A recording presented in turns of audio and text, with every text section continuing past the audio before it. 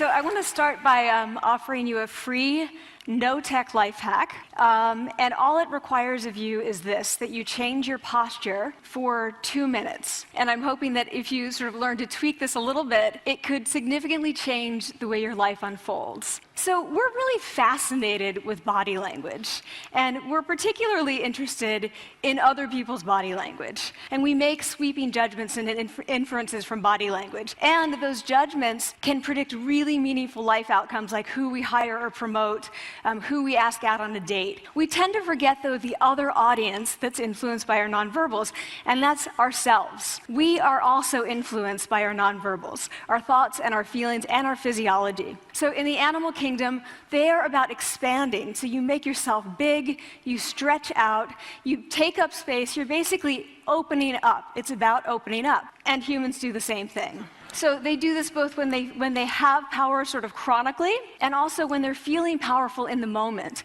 And this one is especially interesting because it really shows us how universal and old these expressions of power are. What do we do when we feel powerless? We do exactly the opposite. We close up, we wrap ourselves up, we make ourselves small. We don't want to bump into the person next to us. And I really wanted to know, can you fake it till you make it? Like, can you do this just for a little while and actually experience a behavioral outcome that makes you seem more powerful? We smile when we feel happy, but also when we're forced to smile by holding a pen in our teeth like this.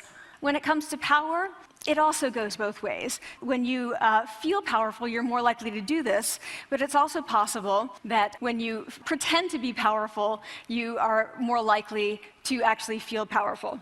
So we know that our minds change our bodies, but is it also true that our bodies change our minds? So what do the minds of the powerful versus the powerless look like? So powerful people tend to be, not surprisingly, more assertive and more confident, more optimistic. They actually feel that they're going to win even at games of chance. Physiologically, there also are differences on two key hormones, testosterone, which is the dominance hormone, and cortisol, which is the stress hormone. When you think about power, people tended to think only about testosterone because that was about dominance. But really, power is also about how you react to stress. For 2 minutes, you say, I want you to stand like this, and it's going to make you feel more powerful. We decided to bring people into the lab and run a little experiment. And these people adopted for 2 minutes either high power poses or low power poses. Here's what we find on testosterone. From their baseline when they come in, high-power people experience about a 20% increase, and low-power people experience about a 10% decrease. Where can you actually apply this, which we cared about, of course? What matters, where you want to use this is evaluative situations, like social threat situations. Where are you being evaluated? Either by your friends, like for teenagers, it's at the lunchroom table. It could be, for some people, it's speaking at a school board meeting. It might be giving a pitch, or giving a talk like this, or doing a job interview. It feels fake, right? So I said fake it till you make it. It's not me. I don't want to get there and then still feel like a fraud. I don't want to feel like an imposter. I don't want to get there only to feel like I'm not supposed to be here. You're going to fake it. You're going to do every talk that you ever get asked to do. You're just going to do it and do it and do it, even if you're terrified and just paralyzed and having an out-of-body experience, until you have this moment where you say, oh my gosh, I'm doing it. I have become this. I am actually doing this. So that's what I did, 5 years in grad school. I want to say to you, don't fake it till you make it. Fake it till you become it. Do it enough until you actually become it and internalize. Tiny tweaks can lead to big changes. This is 2 minutes. 2 minutes, 2 minutes, 2 minutes. Before you go into the next stressful evaluative situation, for 2 minutes, try doing this in the elevator, in a bathroom stall, at your desk behind closed doors. That's what you want to do. Configure your brain to cope the best in that situation. Get your testosterone up, get your cortisol down. Don't leave that situation feeling like, oh, I didn't show them who I am. Leave that situation feeling like, oh, I really feel like I got to say who I am and show who I am. Now, I was privileged to go to Yale, and we were standing on a summer evening in the middle of Yale's old campus. And the people that I was speaking with were privileged and highly educated and financially well off and in positions of power. And they had the first house and the second house. And they had the first spouse and the second spouse. And 80% of them were unhappy with their lives. Who was happy, the 20%?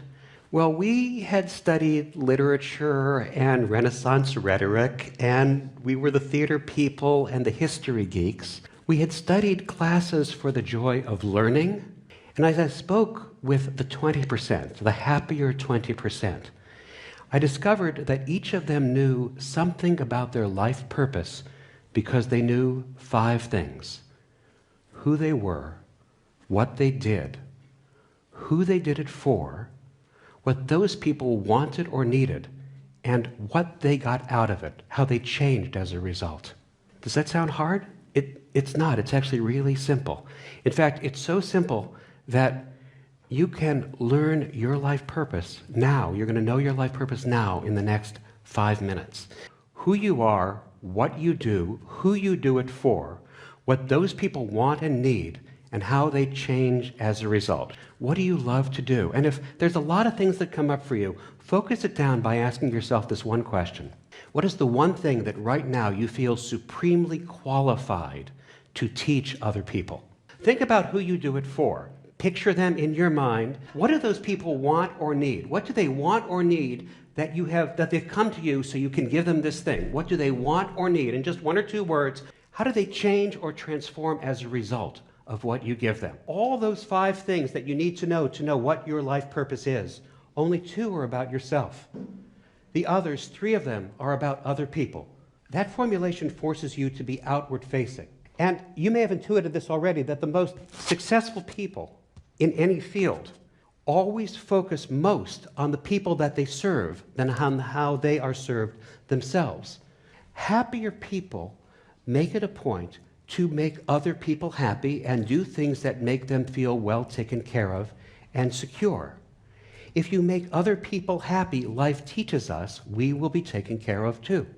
If your life purpose is, I design apparel for men and women who need affordable choices so they can look and feel their best.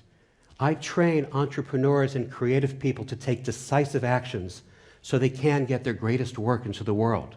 That little snippet that you just said becomes your personal elevator pitch. You get to tell them, and you get to share your life purpose, and you get to share how they may come to learn theirs too. Do you know that 1/3 of Americans feel dissatisfied with their lives right now? I'm going to tell you everything I know about how to get what you want. Getting what you want is simple. But notice I didn't say it was easy.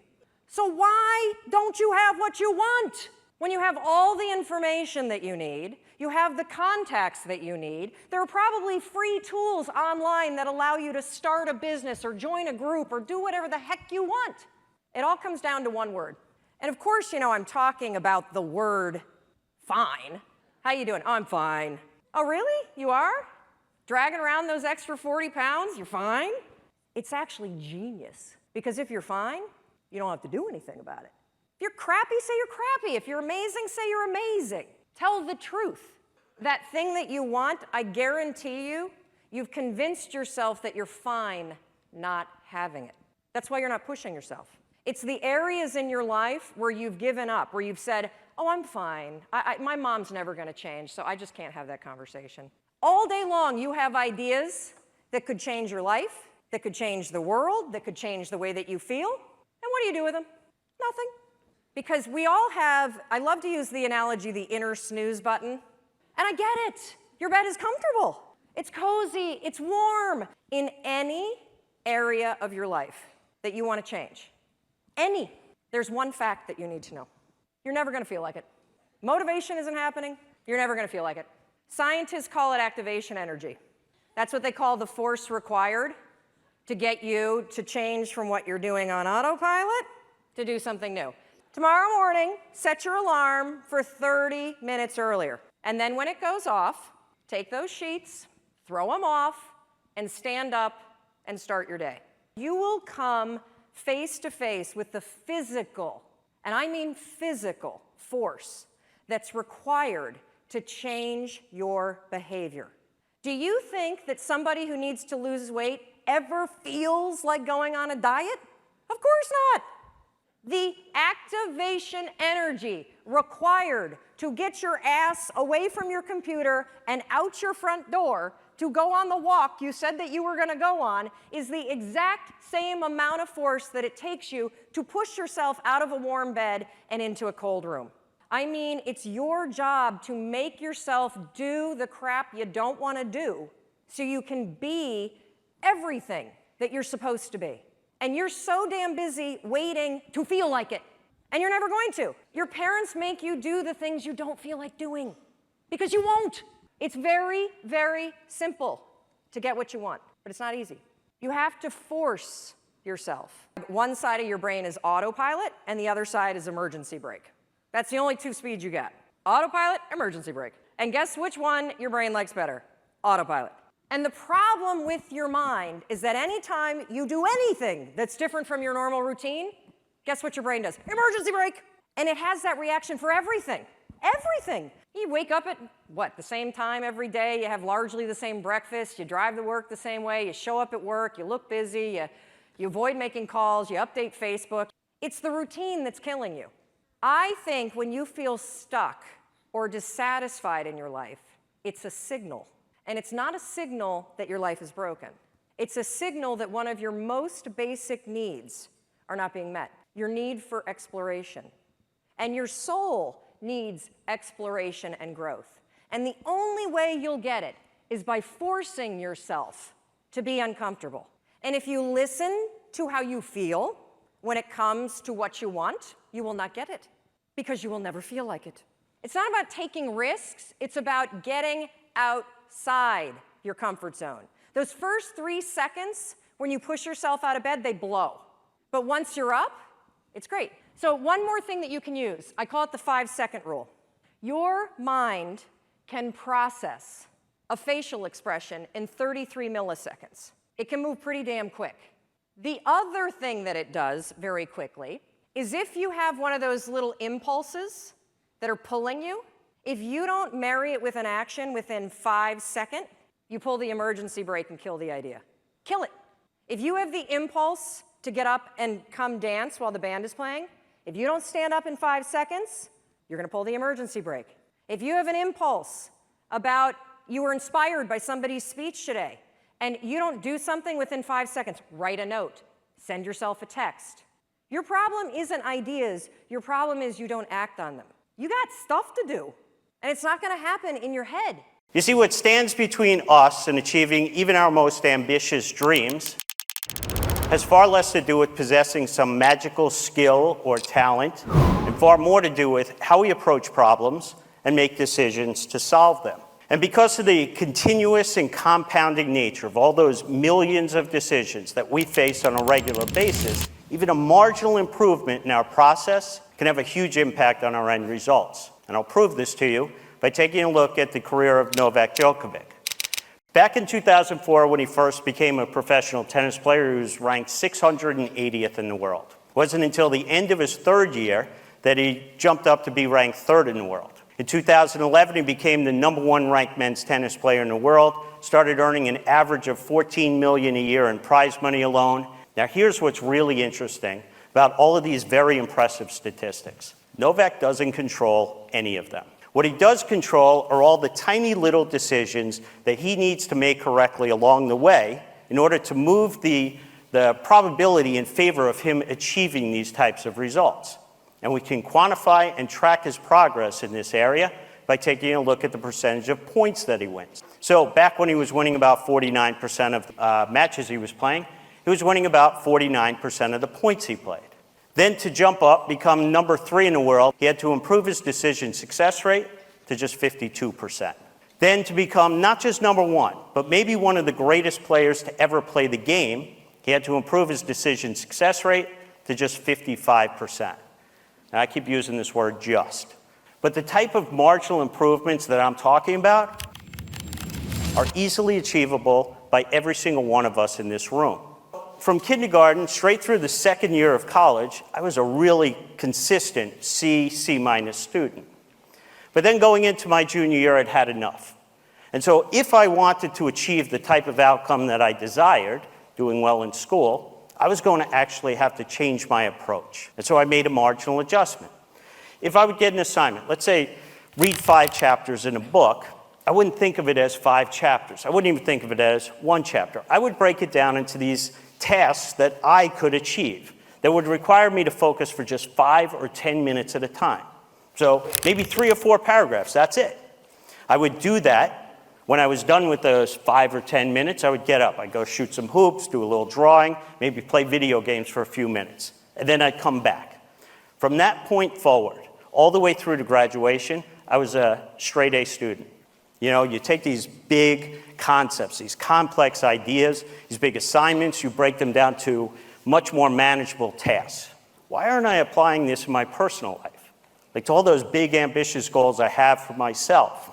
So one day, I'm walking to work, and at the time, my commute was a walk from one end of Hyde Park to the other in London. It took me about 45 minutes each way, basically wasting time listening to music on my iPod. So on my way home from work that day, I stopped at the store. I picked up the first 33 CDs in the Pimsleur German language program, ripped them and put them onto my iPod. But I didn't stop there.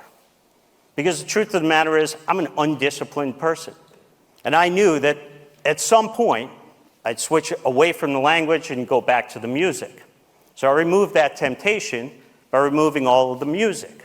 It left me with just one option: listen to the language tapes.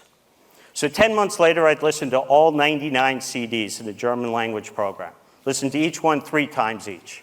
I then went to Berlin for a 16-day intensive German course. When I was done, I invited my wife and kids to meet me. We walked around the city. I spoke German to the Germans. They spoke German back to me. My kids were amazed. I mean, that couldn't close their jaws. But you and I, we know there's actually nothing amazing about what I just done. I made this marginal adjustment to my daily routine, this marginal adjustment to my process. Und jetzt, ich spreche ein bisschen Deutsch. And now I can speak some German.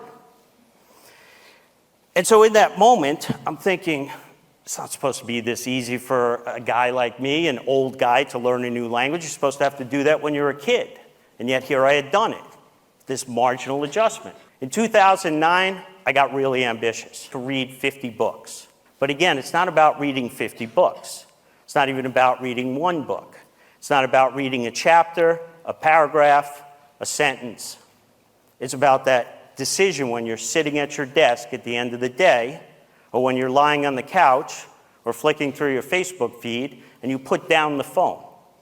You pick up a book and you read 1 word. If you read 1 word, you'll read 2 words, 3 words. You'll read a sentence, a paragraph, a page, a chapter, a book.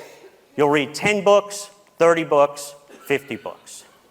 I'm still that kid who can't settle down or focus for more than 5 or 10 minutes at a time, and I remain a guy who possesses no special gift of talent or skill.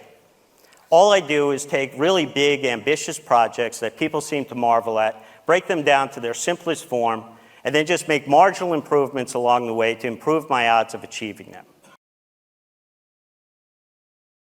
Because the fact is that a year after losing the use of their legs and a year after winning the lotto, lottery winners and paraplegics are equally happy with their lives. Now, we see that winning or losing an election, gaining or losing a romantic partner, getting or not getting a promotion, passing or not passing a college test, on and on, have far less impact, less intensity, and much less duration than people expect them to have. Because happiness can be synthesized. Human beings have something that we might think of as a psychological immune system, a system of cognitive processes, largely non-conscious cognitive processes, that help them change their views of the world so that they can feel better about the worlds in which they find themselves. We believe that synthetic happiness is not of the same quality as what we might call natural happiness. What are these terms? Natural happiness is what we get when we get what we wanted, and synthetic happiness is what we make when we don't get what we wanted. And in our society, we have a strong belief that synthetic happiness is of an inferior kind. Why do we have that belief? Well, it's very simple. What kind of economic engine would keep churning if we believed that not getting what we want could make us just as happy as getting it. I want to suggest to you that synthetic happiness is every bit as real and enduring as the kind of happiness you stumble upon when you get exactly what you were aiming for.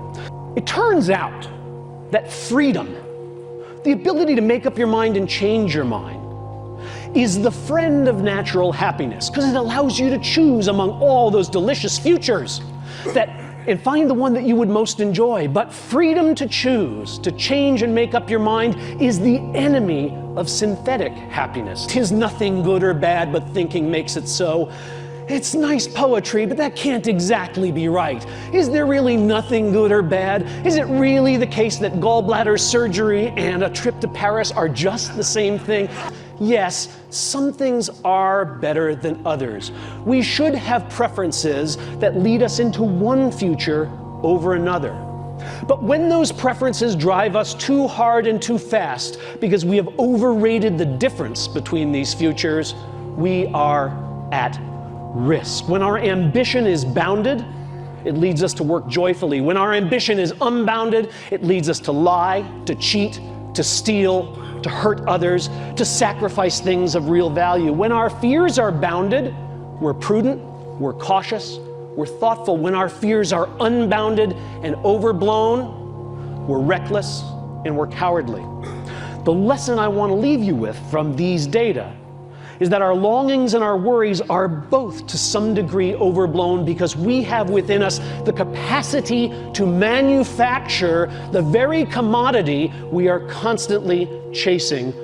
Researchers have found that envying your friends on Facebook actually leads to depression.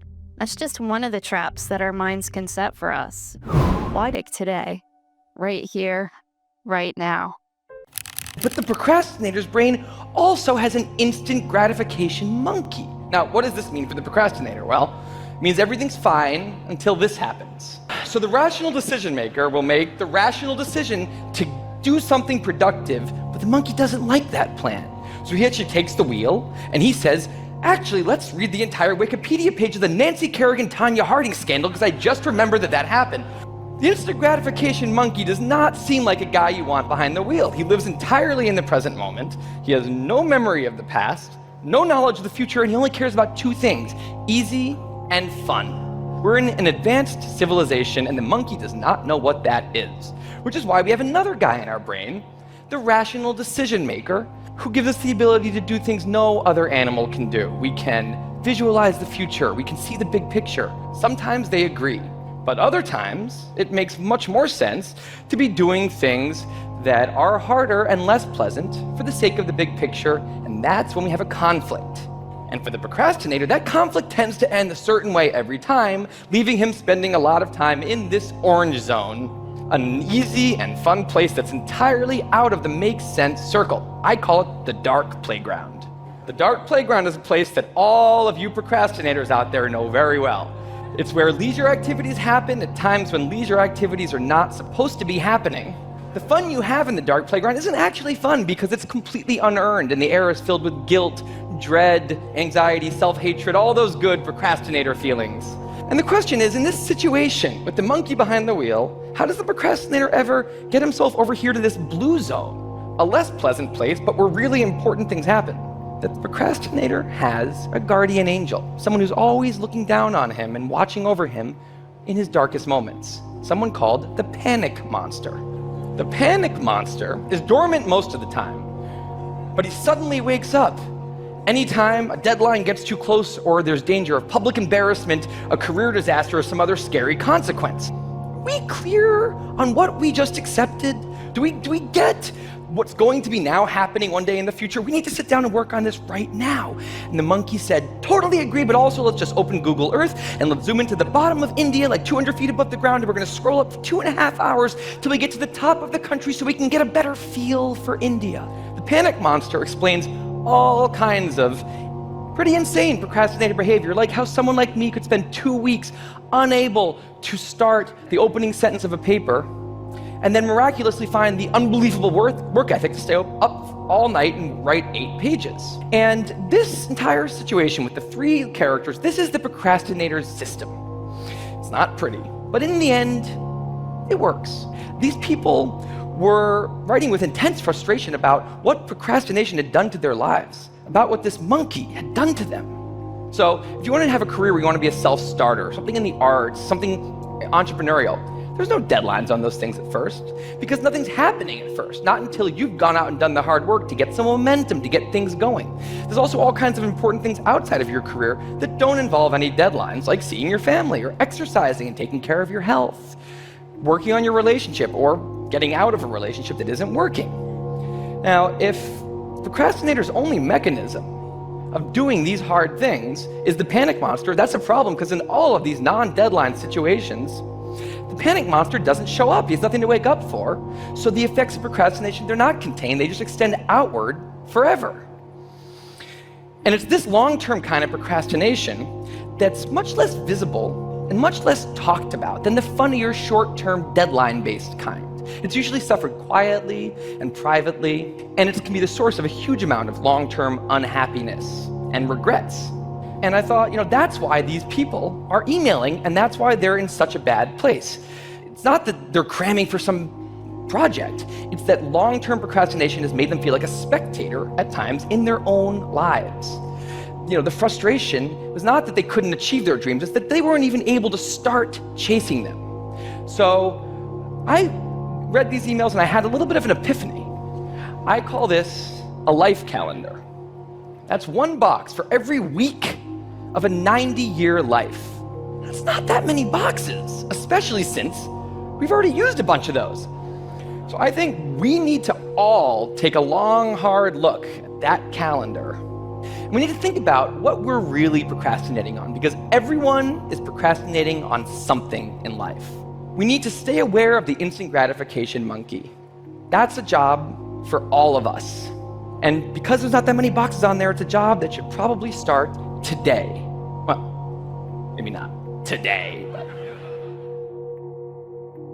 What is your motive for action? What is it that drives you in your life today, not 10 years ago, or are you running the same pattern? Because I believe that the invisible force of internal drive activated is the most important thing in the world. I'm here because I believe emotion is the force of life. You don't work in your self-interest all the time, because when emotion comes into it, the wiring changes in the way it functions. I've had an obsession basically for 30 years. What makes the difference in the quality of people's lives? How you take what you dream about and make it happen, whether it be your business, your contribution to society, money, whatever it is for you, your body, your family, those people that you've given everything to, like all the resources they say they need. You gave them not a $100 computer, you gave them the best computer. You gave them love, you gave them joy, you were there to comfort them. And those people very often, and you know some of them I'm sure, end up the rest of their life with all this love, education, money, and background, spending their life going in and out of rehab. And then you meet people that have been through ultimate pain. Often they become some of the people that contribute the most to society. But the most of society thinks biography is destiny. But what people in this room know, and what we have to remind ourselves though, because you can know something intellectually, you can know what to do and then not use it, not apply it. So really what we got to remind ourselves is decision is the ultimate power. What's the reason people say they failed to achieve? What do they tell you? Didn't have the knowledge, didn't have the money, didn't have the time, didn't have the technology. And they may be accurate. You may not have the money, you may not have the Supreme Court, but that is not the defining factor. The defining factor is never resources, it's resourcefulness. So emotion is it, and if we get the right emotion, we can get ourselves to do anything. We can get through it. If you don't have the money, but you're creative and determined enough, you find the way. What determines your resources? We've said decisions shape destiny, which is my focus here. If decisions shape destiny, what determines it is 3 decisions. What are you going to focus on? Right now, you have to decide what you're going to focus on. In this second, consciously or unconsciously, the minute you decide to focus on something, you got to give it a meaning. And whatever that meaning is, produces emotion. Is this the end or the beginning? Is God punishing me or rewarding me, or is this the roll of the dice? And emotion then creates what we're going to do, or the action. So think about your own life, the decisions that have shaped your destiny. Haven't there been some decisions you've made that if you made a different decision, your life would be completely different? So the bottom line is, maybe it was where to go to work, and you met the love of your life there. Maybe it was a career decision. The history of our world is these decisions. Being in a position like Lance Armstrong and someone says to you, you got testicular cancer. That's pretty tough for any male, especially if you ride a bike. But what was his decision of what to focus on?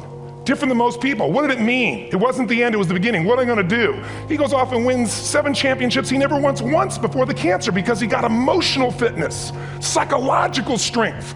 That's the difference in human beings that I've seen. So, what shaped Lance? What shapes you? Two invisible forces. One, state. We all have had times. Have you had a time you did something and after you did it, you thought to yourself, I can't believe I said that. I can't believe I did that. It was so stupid. It wasn't your ability, it was your state. Your model of the world is what shapes you long term. That's what makes people make decisions. When we want to influence somebody, we gotta know what already influences them. And it's made up of three parts, I believe. First, what's your target? What are you after? Which I believe it's not your desires, it's needs we have. I believe there are 6 human needs. Second, once you know what the target that's driving you is and you uncover it for the truth, you don't form it, you uncover it. Then you find out what's your map, what's the belief systems that are telling you how to get those needs. 6 needs, let me tell you what they are. First one, certainty. Everyone needs certainty that they can avoid pain and at least be comfortable. Second human need, which is uncertainty. We need variety. Third human need, critical, significance. We all need to feel important, special, unique. Connection and love, fourth need. We all want it. Most people settle for connection because love's too scary. Number 5, you must grow. If a relationship's not growing, if a business is not growing, if you're not growing, it doesn't matter how much money you have, how many friends you have, how many people love you, you feel like hell. And the reason we grow, I believe, is so we have something to give of value. Because the 6th need is to contribute beyond ourselves. Because we all know, corny as it sounds, the secret of living is giving. Are you driven by significance or love? We all need all 6, but whatever your lead system is tilts you in a different direction. And as you move in a direction, you have a destination or destiny. The second piece is the map. Think of that as the operating system.